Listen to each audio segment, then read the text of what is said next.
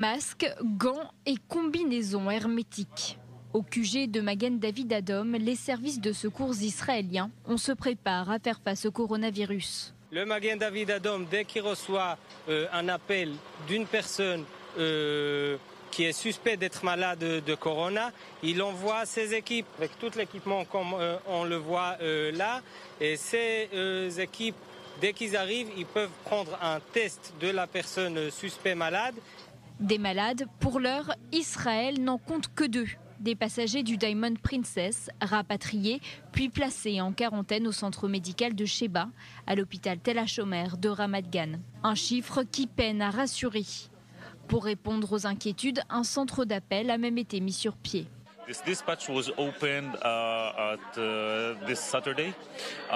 Ce centre a été ouvert samedi dernier. On demande aux résidents d'Israël de nous appeler dès qu'ils ont des doutes ou des questions relatives au nouveau virus Covid-19. En Israël, les résidents de retour des pays touchés par le Covid-19 ont pour consigne de se placer eux-mêmes en quarantaine pendant 14 jours, période d'incubation du virus, soit le délai entre la contamination et l'apparition des premiers symptômes. Les voyageurs étrangers en provenance de ces destinations, eux, ne sont désormais plus admis dans le pays.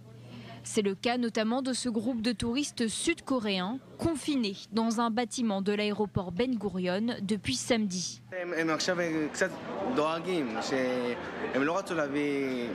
Ils sont un peu inquiets, ils auraient voulu que la situation n'en arrive pas là.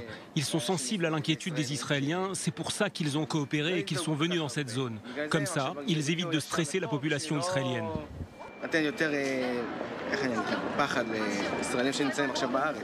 Une mesure excessive pour le gouvernement sud-coréen. Dimanche, le pays a déposé une plainte auprès d'Israël. Ailleurs dans le pays, par mesure de précaution, 180 écoliers viennent de débuter une période de quarantaine. Tous ont croisé le chemin d'un groupe de 18 pèlerins chrétiens, dont 2 ont été diagnostiqués positifs au Covid-19 à leur retour, là encore, en Corée du Sud.